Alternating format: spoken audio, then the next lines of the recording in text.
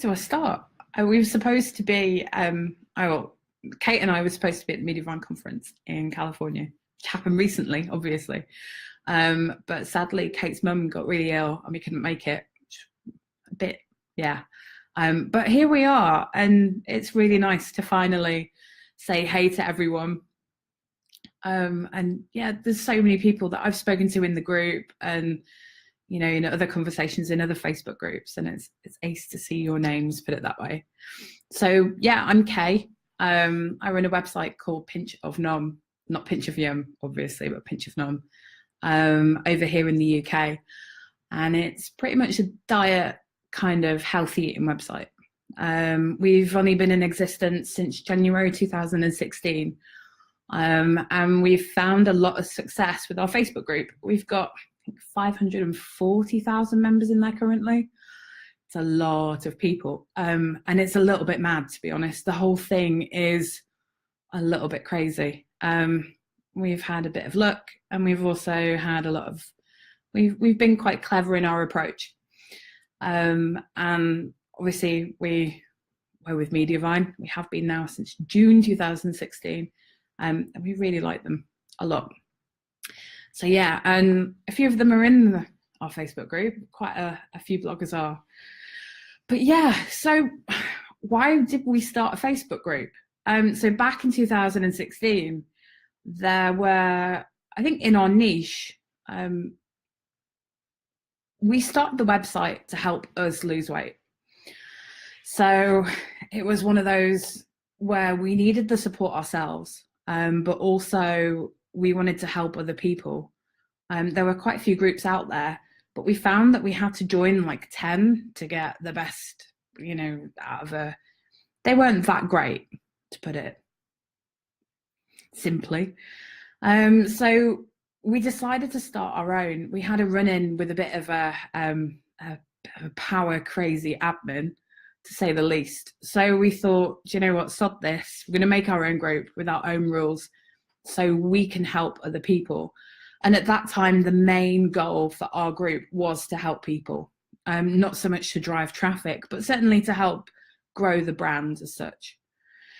Like I said, in our niche, there's quite a few prolific groups, but yeah, they're all pretty decent, but we just wanted to offer something a little bit different. And we found that there were a number of things that annoyed us. So we thought, we're going to try and fix it. When I created the group, it was very much on a whim, much to Kate's dismay. I wasn't the most popular person in our house for a good week, because it did take a lot of our time up in the beginning. And the thought of adminning a group of thousands, never mind hundreds of thousands of people, was a little bit daunting, and it still is. But there's lots of things that we've done in the meantime to make it a lot easier, and we'll get to that as we go along, so don't worry. So yeah, that's why we started our group. And it pretty much stands for reason. There's a lot of groups out there that, start for a whole bunch of reasons. But I think you having a personal kind of, how can I put this? But you having the need for the group as well, whether it be, tips of how to cook cookies, sorting out the kids' lunches or whatever, you certainly having a vested interest in that most definitely helps. And you pretty much have that with your blog anyway, with your niche, or niche, as some of you like to call it. So yeah, there was just Kate and I in the group when we started, and it was a little bit difficult. We started in June 2016 is when we started the group, and it was really difficult to get it going. I'm not going to lie. And it was a lot easier then than it is now. Facebook have done a number of things in the interim to make it a little bit more difficult to get owners of pages with groups into their groups, like linking, for instance, and yeah. But trying to get people to convert to join the group was difficult. And it made sense for us to talk about our group on Facebook, on our Facebook page. I think at the time we only had about 10,000 likes. We didn't have that much. And weirdly, it was actually around the time that we joined Mediavine. So we were trying to get people on the website more than anything. So it worked quite well. When we first shared the group on the page, we got a grand total of 70 likes, 5 comments and 10 shares. That resulted in about 50 to 100 people joining the group. But yeah, certainly talking about it in the places where you talk about everything else makes perfect sense. But yeah, I think it is really difficult to get people to join your group. There's a number of things that you can do, and we're going to get to that in a little while. Just bear with, okay? So starting out, what do you need in a group?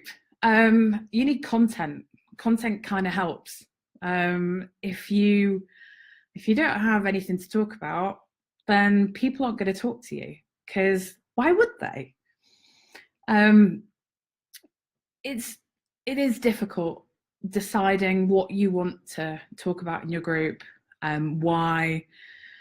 There's a number of things that we talk about that we wouldn't talk about elsewhere, and again, we're gonna get to those. Don't worry, just bear with. So yeah, we stuck at around 500 members for quite a long time. It seemed like forever, and as we reached, hey Sheena, long time no speak. And as we reached certain milestones, we asked people, to invite their friends, because we really wanted to get to a new milestone. One of the other things is, and it's really important, in fact, I think it's one of the most important things in our group, is the rules. When you start a Facebook group, you need a set of rules that you're going to stick to. You may feel like you're being a bit, not terse, but a bit control freakishness, ever so slightly, but you need to have rules so your community knows where the boundaries are, what they can and what they can't do. We started off with like 5 rules. We now have nearly 15. And we've made them up as we've gone along with good reason. But rules are really important. They're going to build your little community. Well, they're going to help build that little community. And it does take, yeah, they're a bit interesting.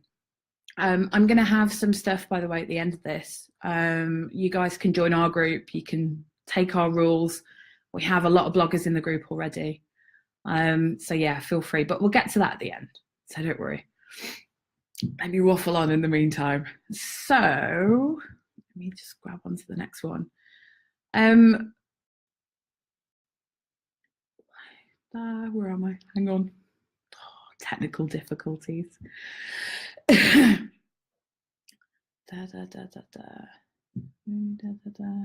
on a sec. Yeah, the most important thing for us at that point, once we created the rules, once we started to get people into the group, was to create a really safe space for people to talk. And to say, like, the way that we talk about safe spaces is a place where people could talk for their friends not to see. When you're talking about weight, people are very self-conscious about it. I know I am. I know that most of you probably are too. One of the things that I get asked quite often is, well, what do I set the privacy of my group to be? Most people think open's a good idea, but it's not. If you've got an open group, why on earth do people need to join it? They can see everything. They can see all the members. There's not really that much point. I think it's always safe to set it to closed. If you want to set it to secret, feel free, but after a certain amount of users, you can't then go back to closed. So use it like as a last resort. I see time and time again people on some of the official Facebook groups, which sounds a bit meta, but they exist, complaining that they set their group to secret and they can't get it out because it's not designed that way, and Facebook don't let you. So yeah, be really careful and have a good think about the tiers of group and the openness. But by all means, some people do well with open groups, other people don't. For us, a closed group suited us pretty well. We've way gone past the point of being able to change it. But I know that a few people were asking in the comments the other day, so yeah. At the time when we started the group, we were getting about 80,000 page views a month on the website, and now we get that in about a morning. Yeah. And I'd say that 80% of that is a result of the group. It's just mental. It is really mental. But there's a number of things that we've done to make that happen. So yeah, we're going to get to those too. So how did we get to where we are now? I've talked roughly about the figures. Like, we get about 300,000 page views a day. 40% of those come directly from the group, which is insane. It's a lot of page views per day from the group. It's not been easy to grow it like that much. But we don't just have that funnel, because the group becomes its own little beast. People get hooked in, they invite their friends, they invite their friends, they have a good time, and you end up reaching this critical mass at some point. It's usually about 100,000 members. But we were really keen to try and get the people that were on the website, those 80,000 page views a month, into the group. Most of you are sat there going, why on earth weren't you adding them to a newsletter? As bloggers, we are taught blogging 101 is, don't put people on somebody else's platform, build your list. You never know when you may need it. I think we're all too well aware about Facebook and its stupid algorithm changes. I think all of our reach on our pages is down dramatically. And we really need, that 101, grow your newsletter. I decided to ignore it, which in hindsight was a little bit stupid. Would I do it again? I probably would, because I'm a bit mad, and I don't like to follow the crowd as such. But yeah, I sacrificed our newsletter, and everywhere where you should have a call to action to your newsletter, I put in our Facebook group. Like, hey, you need to join this group for this reason, go and join. Just as much as people offer, free ebooks to join their newsletter, we were doing the same, but to join the group. You never know what you might be missing. And it worked pretty well. We did a lot of A/B testing at the time to see which copy worked better. And you can do that within Google Analytics, by the way, with goals, and see which, and through Bitly as well. Back when Bitly was okay, it's not so much now, but there are some tools that you can use to track the clicks as to which copy works and which doesn't. But yeah, it was a big risk. It was a really, really big risk. But in our instance, we're talking like a weight loss support group. It was, the moral support goes a long way, but you can also apply it in your own instance. I know Sheena, for instance, she's gluten-free blogger. She's bloody good at it too. But her offering to help people who have intolerances for certain types of food, that really, really resonates with audiences. I know that she's finding it a little bit difficult to grow, but it is a problem. I mean, there's certainly a growing movement over here in the UK, people who suffer from intolerances, and other subgroups, vegetarians, vegans, they're all they all have common issues. So it's one of those where you provide a space where people can talk about their problems. Because it isn't just about your blog. I mean, food's an emotive subject, but it's about the problems that come as part and parcel with that as well. And I think supporting people and helping them will help you in the long term. It's Yeah, it's a bit of a time sink, but it's true. What else have we got? Setting and enforcing rules. Rules are really important. Also asking friends and family for input. When you start a group, you're going to be talking to yourself and maybe your friends that you know. It's really important though that you talk to somebody publicly. People will only join a conversation if they see a conversation happening. They're not going to talk to you just because of who you are. It's, you know, it is one of those things where they're just not going to join a conversation just because of who you are. Yeah, Amber, you're bang on there. With no matter what it is, if you can have something, it's a need to discuss of like, you just need to discuss something. It helps if it, you know, draws into the subject matter of the niche of your blog, but you have to discuss something.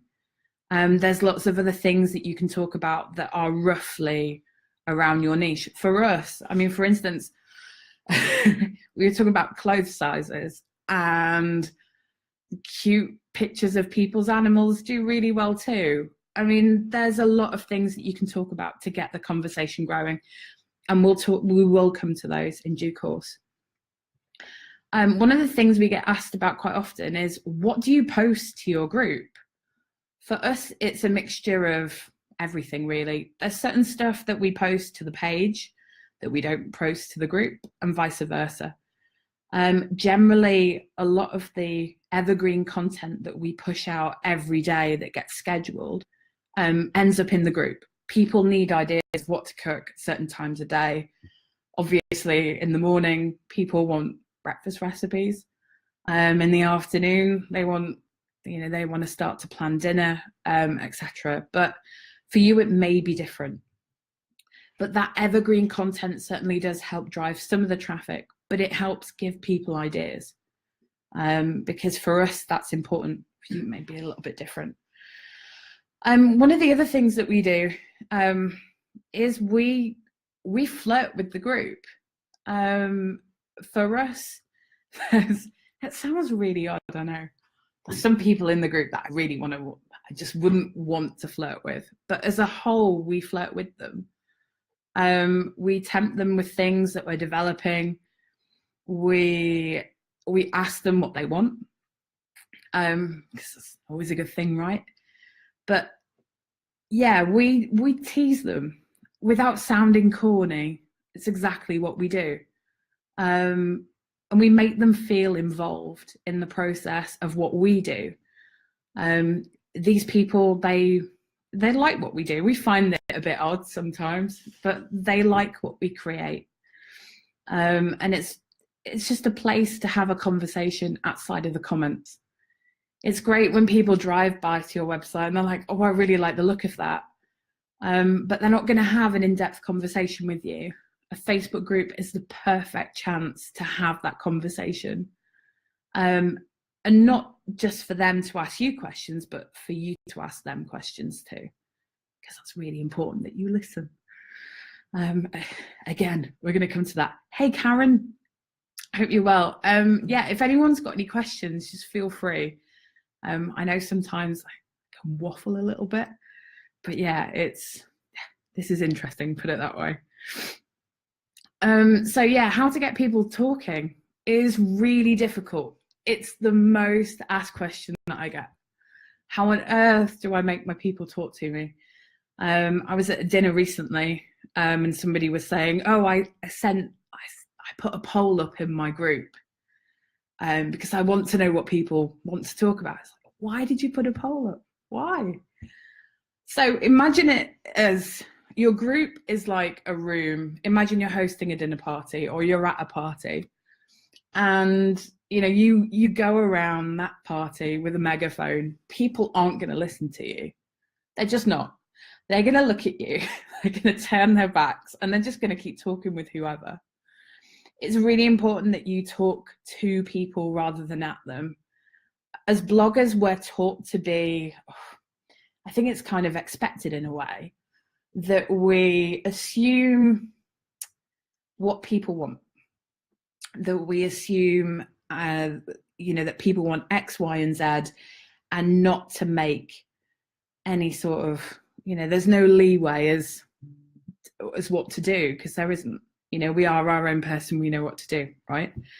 But it's really important that you reply to people. It's really difficult, especially when you have so little time in the day. You know, you're creating recipes or whatever your niche dictates. You know, you've got all of this social media to run, you've got emails to do, you've got cooking to do, you've probably got videos to make too. But it is really important that you reply to people. If you're not willing to do it, just don't bother. Having a Facebook group is not for you. And that sounds really, really harsh, and I apologize, but it just isn't for you if you're not willing to put the time in.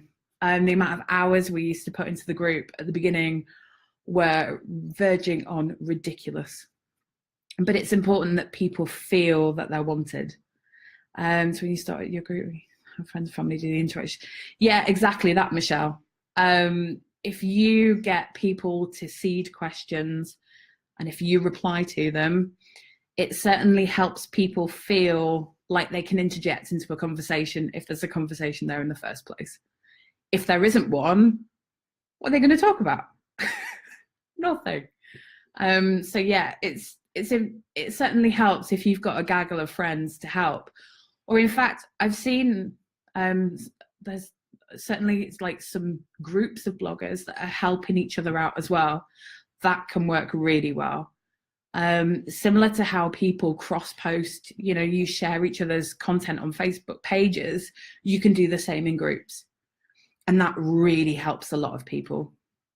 So yeah, there's a few things that you can do to get it going, but you have to reply to people. If you don't, they're just not going to bother. People need to feel special. They need to feel wanted. You're building a community. You have to talk to them. Yeah, it's hard. It is really hard. But if you don't, then people just aren't gonna, they're just not gonna at all. One of the biggest mistakes that I see bloggers make is them expecting that people are going to join their group. Why would they want to join your group? They can see your website, they can probably email you, they can leave comments on your Facebook page, on your website, wherever, but why would they want to speak to you? And it's once you answer that question and you start telling people about it, they will come to you. But you have to not expect it. They're not just going to turn up because of who you are. No matter how big you are, like no matter who you are, they're just not going to. People need a reason.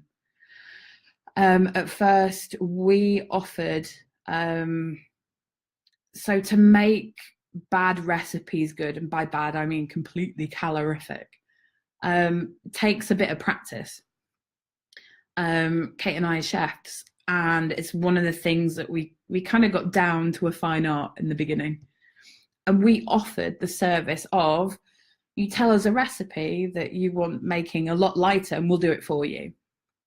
And it was one of the things that really spurred on a lot of people to join the group in the beginning. We don't do that as much now because we don't have much time, but we certainly do have, we try and help as much as we can. Yeah, get your friends to help. They'll help a lot. Daily threads. Now, these grew our group. Every day we'd schedule up a post, or we'd post it depending on the weather, because us Brits were a little strange. We like the weather. It's very changeable. But it dictates what people eat. It sounds odd. But the weather certainly here has a lot to do with our lives. We're a bit sad like that. It's the one thing that people talk about if they have nothing to talk about. But so we'd schedule up a post each day. We sometimes have two, usually in the morning or in an evening. What are you going to eat today? Post a picture for bonus points. Just tell us, what are you going to eat?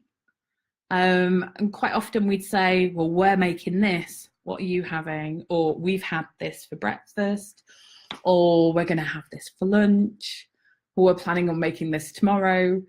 just food's really emotive, you know, and getting people to talk about what they like helps. And doing it daily gets people into a routine of checking back to see what other people are doing. I mean, people really struggle with what to make. It's why they visit all of our websites. It's why they Google recipes, because they're either not sure of how to make it or, in fact, what to make in the first place. So ask them. And if other people are posting, it will inspire them maybe to make whatever. If they're your recipes, even better. But even if they're not, just get people talking. It helps a lot. But giving your time and effort is the most important thing. People will pay you back tenfold. They really will, trust me. But you just have to ask questions. Lots of questions. So so where are we now? We've done a lot of work to get to where we are now. A lot of work. And we employ a lot of people to help us maintain this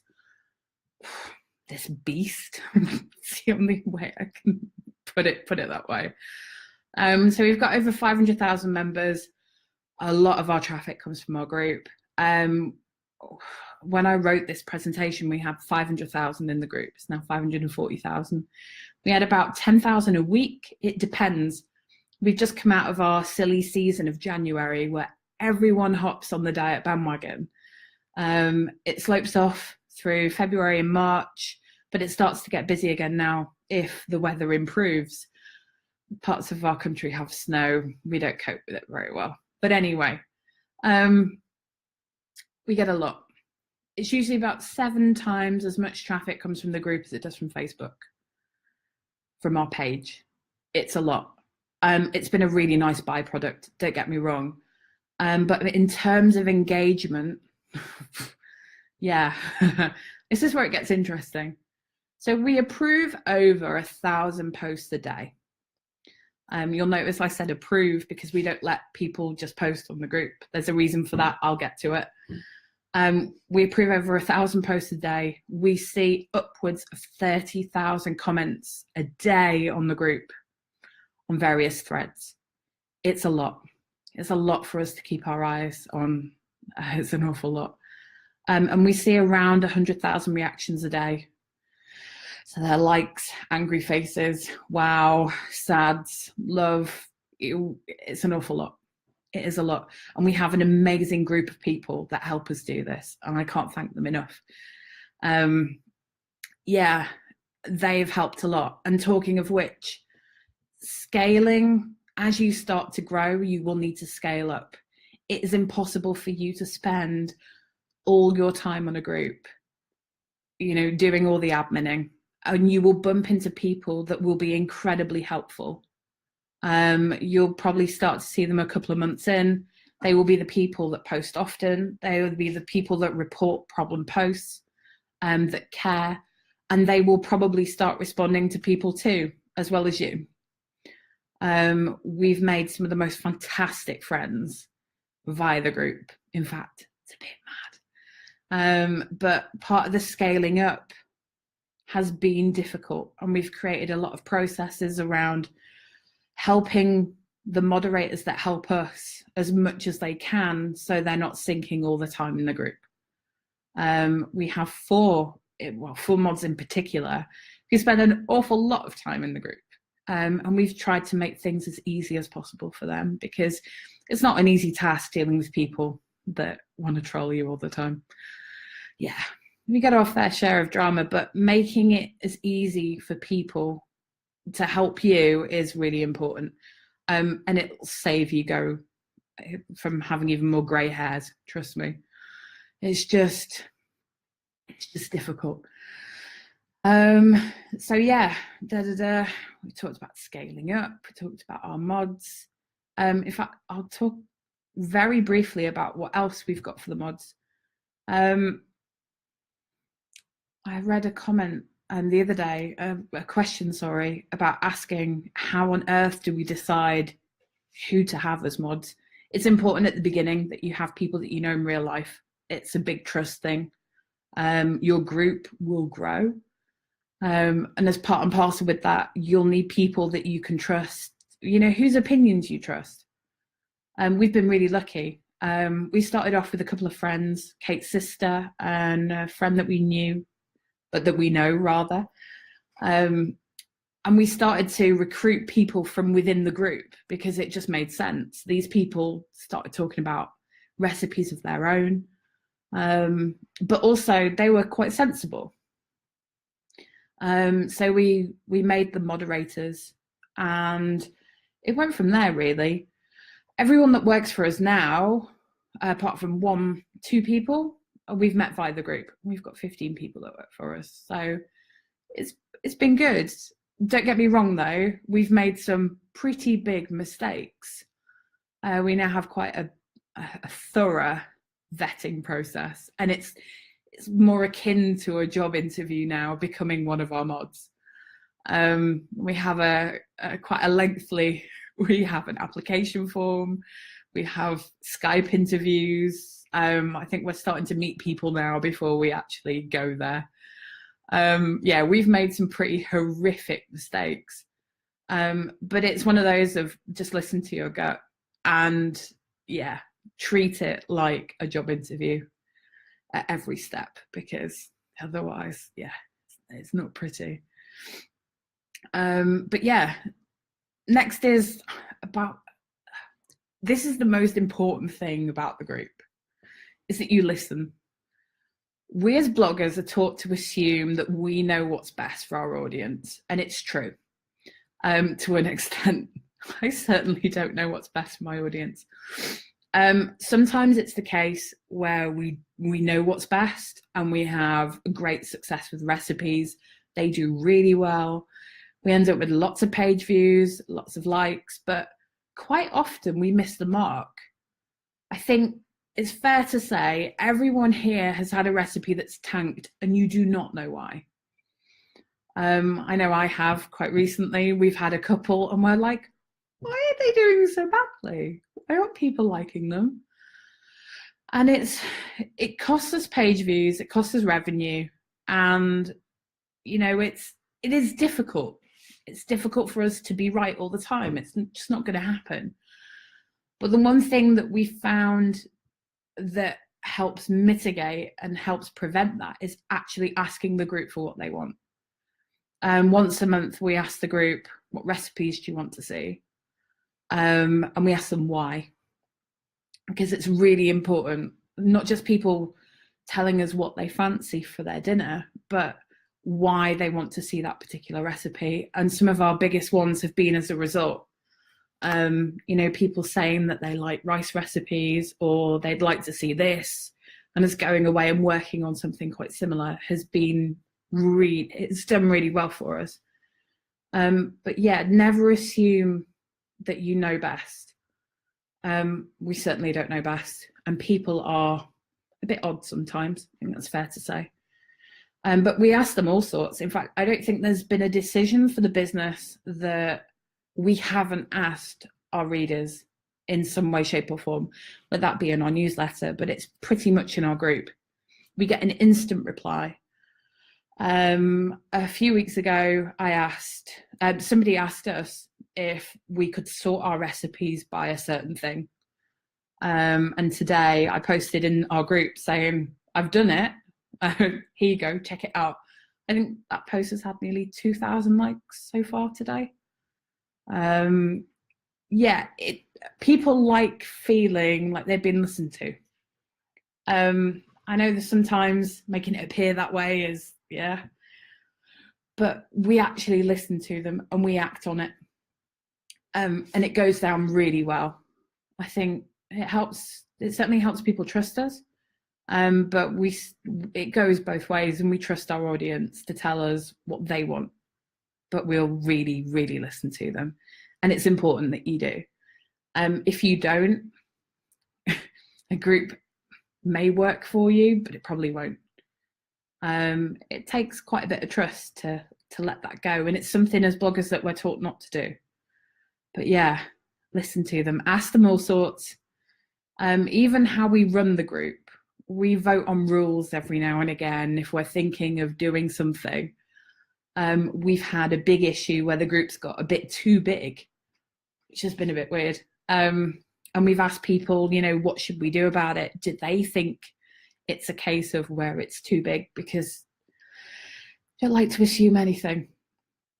But it's a really good way as well to test recipes. Every recipe that goes up on the website is tested by people in the group, by our team, by people in the group, by their friends and family, and it's been really useful. We're about to, well, we've already started to lay the foundations to create like a little taste testing panel, and that's gone down immensely well. Yeah, people, they like their opinion to be heard, and they love to be part of the process, and it's worked really, really well.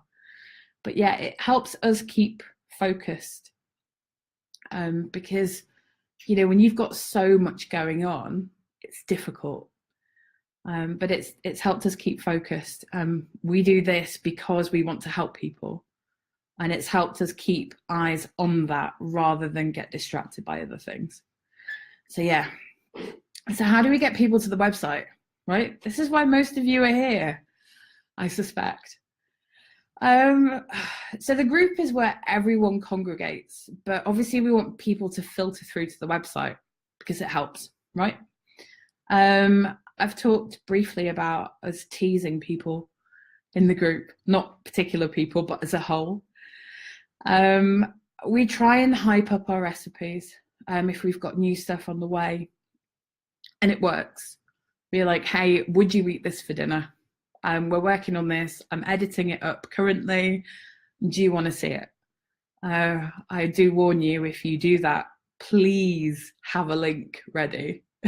Don't do it actually as you're typing it up, because you end up with 1,000 or 2, 3, 4, 5,000 likes on a post with no link to show. Doesn't go down very well. And you end up with lots of Fs for following, or just people getting a little bit narky because they don't have a recipe to look at.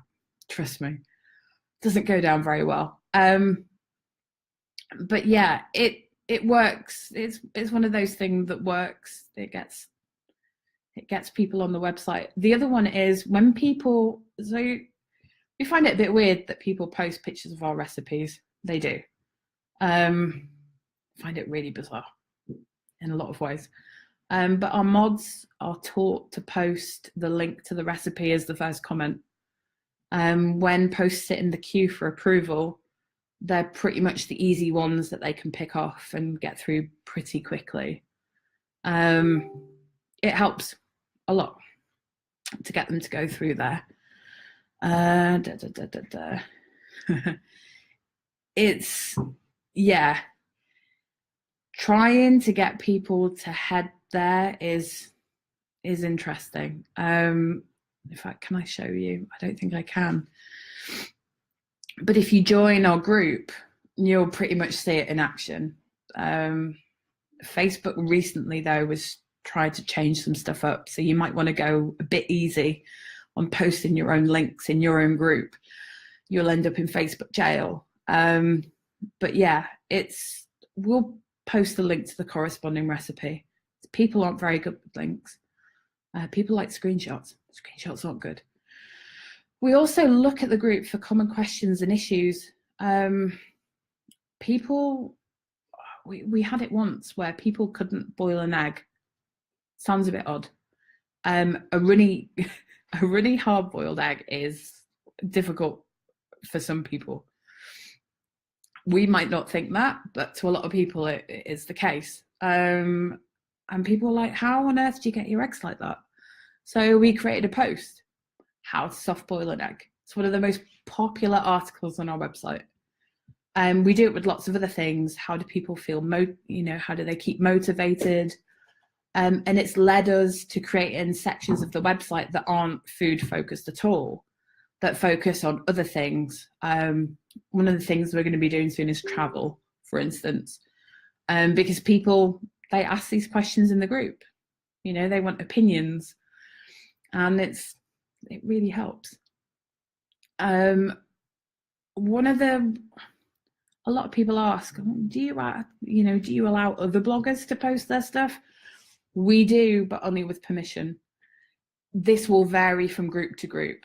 Some admins are funny about it, some others aren't.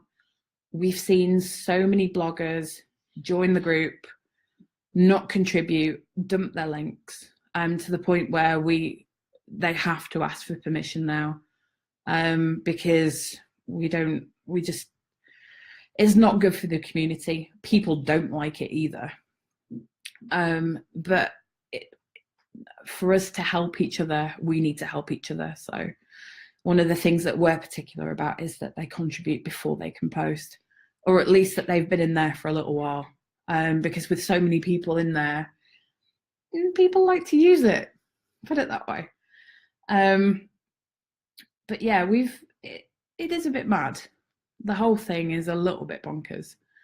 But there are a number of other ways that you can get people to filter down to the website. You can run competitions that sit on the website.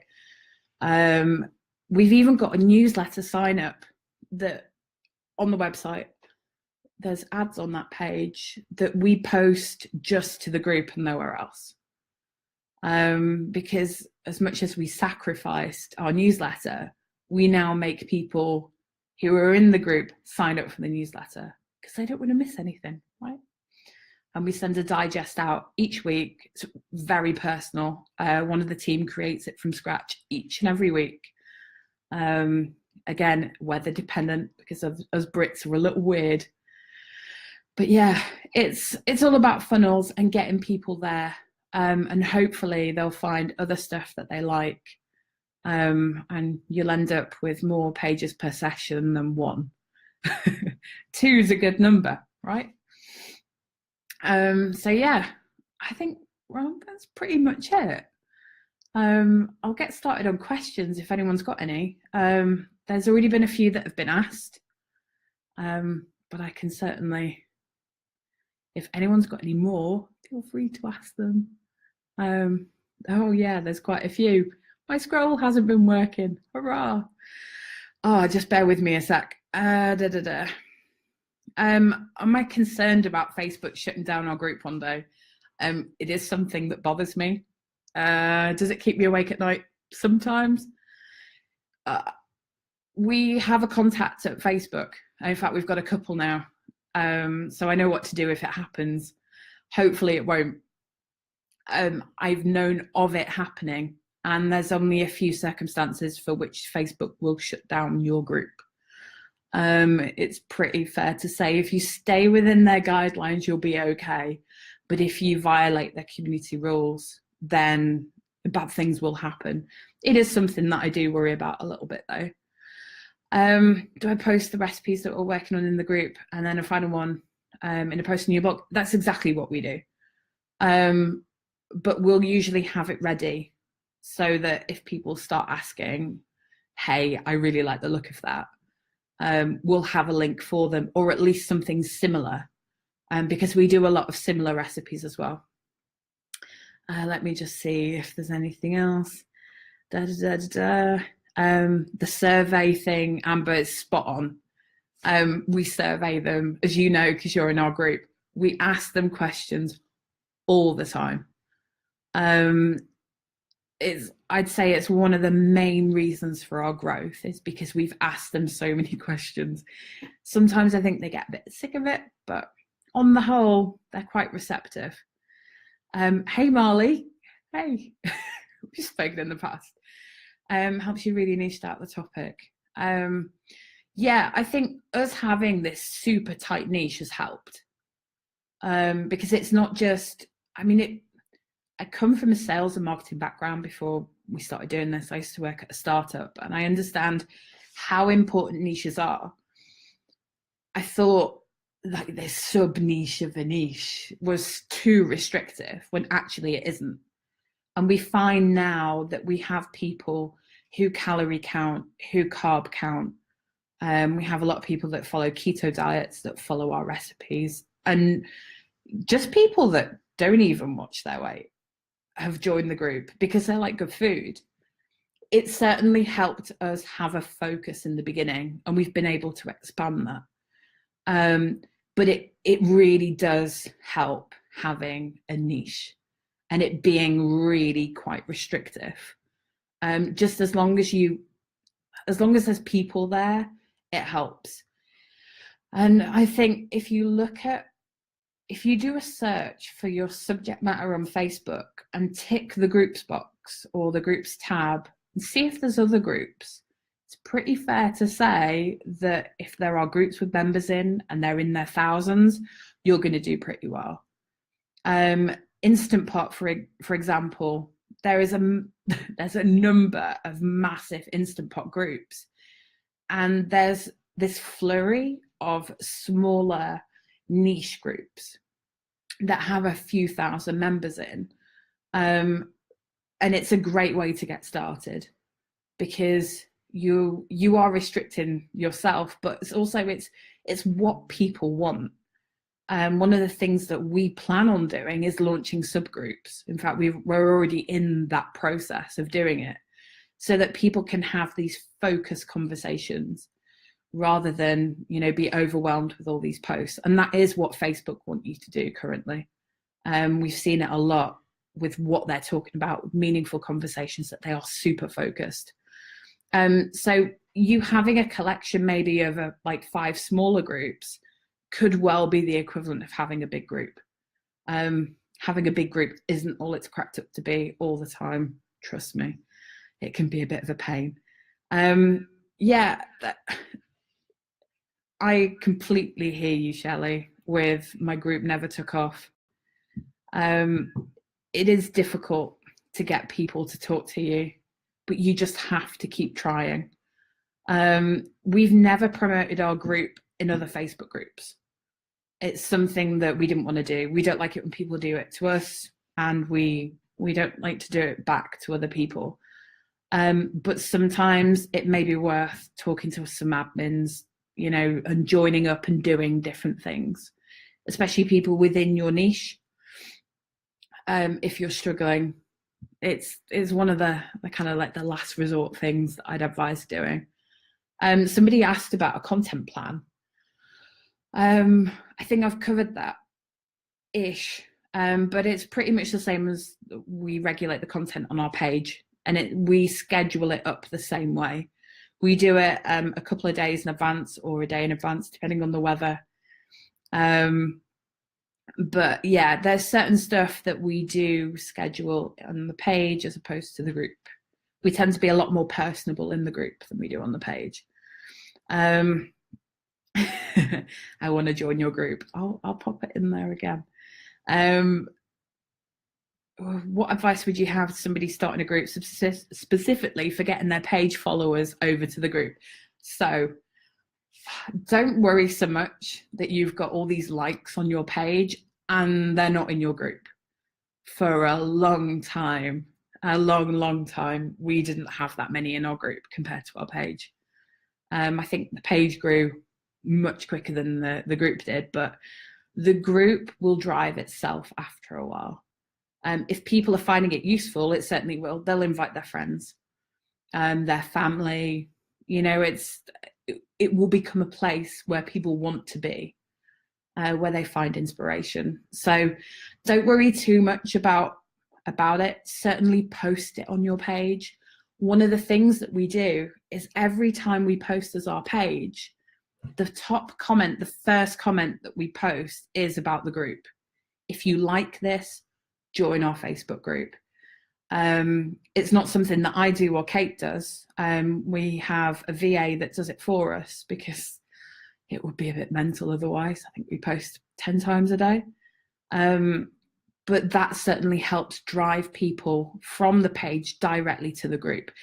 And it's often the most upvoted comment as well in the comments. So it sits usually at the bottom, especially videos. It goes down really well. At what point and what reason would you recommend hiring a Facebook group community manager, and how would you find a good one? Well, I would say don't. It sounds a bit odd. It's not something that you need. You know your content better than anyone else. Why would you want to put a bottleneck in between you and your readers telling you what they want? You end up playing a game of Chinese whispers, and sometimes you need to see and hear what people are saying about your content. Don't get me wrong. When it gets to the point where you have hundreds of thousands of people barking at you, it can, yeah, then you need to put somebody in between. But we still spend a lot of time on the group, replying to people, approving posts, in amongst the the crap as our moderators are. Yeah, I think going along the line of hiring moderators to help you with what you do rather than replace you certainly helps. We still struggle with our time, especially if we've got lots of things to be getting on with, especially making videos. It's really difficult to do both, and we're still learning of how to split our time. But yeah, don't put somebody in between, and don't give it to a VA. It's, in my opinion, it's just too important. It's not something I'd certainly just farm out completely. It's important that you hear people. What's the next question? I've got a few. What's your biggest reoccurring issues you face with groups, and how have you handled them? Well, I think people are going to start laughing behind me. The most difficult thing that we've had to deal with is drama. Both in the group, outside the group, is drama. I've talked briefly about post approvals. We got to 80,000 members, and we had somebody join the group that was just intent on creating a whole world of, yeah.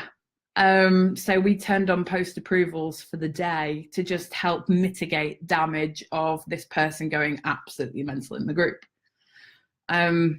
We quickly learned that having them on was very nice, so we kept them on. It's not something that I recommend doing straight away, by the way, with post approvals. Let people post all they want, but you will reach a point where you have to turn them on. You just will. Trust me. Oh yeah, drama. We tend not to let ourselves get wound up anymore. Saying that, yeah, someone's laughing at me. I still get a bit wound up every now and again, but it's really important that you focus on your own stuff rather than what other bloggers are saying about you, what they're doing. Just focus on your own stuff. And those that know me, yeah, it's something that I tell you guys to do, is just don't worry about what they're doing. Just get on with it. It isn't worth the time. It's certainly not worth the effort. Just get on with it. And people, your moderators will help you mitigate drama, but just don't feed it. Just nix it and move on. It is not worth it in any way, shape or form. No matter how much it annoys you, it isn't worth it. How have you found groups for driving traffic back to your blog? And do you have tips on how best to do this? I think I've pretty much covered that. But do it as organically as possible. Don't be too forced. Don't force your readers to go to your website. They won't like it. But where it makes sense, I think that's the right way to put it. Where it makes sense, do it. So yeah, there's more questions. Hey, Jennifer, why do you moderate all your posts rather than allowing members to post? So we put the link to the recipe as the first comment. It isn't. It certainly helps. But it also helps. We have a bank of, how can I put this? We have a bank of canned answers. So because we're kind of health related, people tend to ask health related questions that shouldn't really be asked of a Facebook group. We've had some quite dangerous questions that we've been able to nix straight away with, don't be asking the group that, go and see your GP or your physician. Rather, like, yeah, we also don't allow certain types of posts. And instead of us trying to find them amongst the, God, if we didn't have approvals on, we approve 1,000 posts a day. and we reject an awful lot. I'd say, how many would you say we reject a day? It's a lot. It would probably be about 2,000 posts a day. Trying to go through all of those to weed out the stuff that we don't allow would be a little bit difficult. So yeah, that's one of the main reasons why we have it on. But certainly being able to post the recipes in helps. But it helps us address issues before they create drama.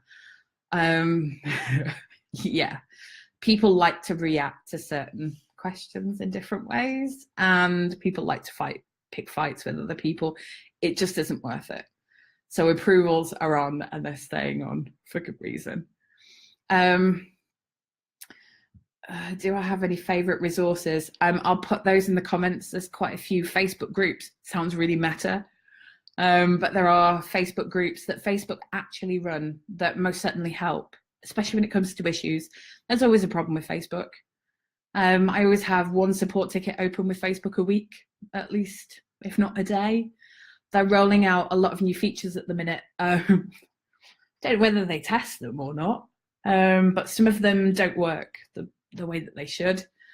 Some of my moderators end up getting put in jail quite often, where they end up getting rate limited and all sorts. But yeah, just bear with Facebook. It's a beast. But there are ways to let them know that they're problems. If you've already got a Facebook group, by the way, there are power admin groups. They are for admins of some of the most popular, no, not most popular, but busy Facebook groups. The one in the US is via invitation only, but you can apply. It helps if you know somebody already in the group. Same here in the UK, although it's a bit newer, it's a bit easier to join. I'll put the links for those in the comments too. They're incredibly useful. We're in them every day, and it's always helpful to learn from other admins. We've also got a Facebook group that we're about to launch tonight to help bloggers with their own groups. I'll shove the link for that as well in the comments. Feel free to join, and also feel free to join our main group. Yeah, just steal what you like. It's not a problem.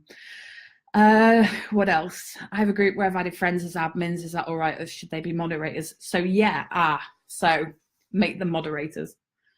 There are 2 tiers. Not every group has it. Not every group has the ability to have moderators and admins. I wouldn't have anyone else other than people that you implicitly trust as admins. When you create a group on Facebook, you're given creator status. If you ever leave the group accidentally, or if you ever, there's various reasons how you can get creative taken away. But if you do lose that creator status, another admin can delete the group or remove you from the group. So for me, it's important that everyone's a moderator rather than an admin. It's worth remembering, though, that moderators can't see group insights, which can be a bit of a pain. So we've got one person, apart from Kate and myself, that is an admin, so they can see the insights. You can also, now that Facebook's created this way of having a page linked to a group, you can make all the admins who are on the page admins in the group. And it just cascades the permissions. Sounds a bit particular. It's not something that I'd recommend, because they need to be admins of your page, and no, just not a good idea. I know that some people think it's a good idea. Personally, no, just no. Put that on a t-shirt. Just get on with it. I would buy that. Yeah, I'd buy that too, Karen. I think that's a marvelous idea. But yeah, Facebook groups for us has been a learning curve. And I'm not going to sit here and say, oh yeah, we know everything that there is to know about them, because we certainly don't. You will learn a lot of things along the way. But yeah, feel free. My inbox is always open. It is. Those that know me quite well, just message me. And like I said, we're going to open that group up so you guys can ask all the questions you like. My moderators will be in there. And yeah, we can certainly help each other. It's not an easy one, running a group. And it can sometimes feel like you're really alone, just like running a blog can. It can be difficult. Oh, and I've got one last question. Somebody asked, how much do we pay our moderators? So, we've tried to pay them. They won't accept payment, which sounds a bit odd. I know a couple of them are watching, and I really wish they would take some pennies. But they don't. We've had this question many times. You'll find that you bump into people along the way that just really care. And they care a lot about the community and what you've created. And they are some of the most amazing people. But saying that, we do take them away. We send them free stuff. We take them away a few times a year. We're currently planning our next trip away. Yes, we're very excited. But it's important that you give back to those that have helped you. I have big issues sometimes with the fact that we don't pay them. But yeah, it's really important that you help them as much as you can, because at the end of the day, they're helping you, and that's really important. I know that some admins don't do that, and it bothers me a little bit much of a conscience. But no, they are just ace, and I've made the best friends through running the group. So yeah, I'm pretty sure you will too. Just stick at it. It's not easy. Talking to crickets is not fun. But it does pay off. You just need to make it pay off. And yeah, I think that's pretty much it. Has anyone got any more questions?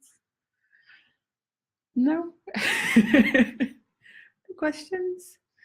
I obviously get a lot out of the group personally. How awesome. Yeah, it's been really fun actually with the mods. We've made some just, they're all a bit just mental. But we are too. But yeah, they've been, it's nice to be able to give back, put it that way. So yeah, I think if no one's got any more questions, then we'll end it there. I'll put in some links in the comments so you guys can do whatever. But yeah, it's been really great doing this. And if you need any help, just send me a message. It's really not a problem. And thanks very much to Mediafine for hosting it too. You guys are awesome. Yeah, we'll chat soon. Cool.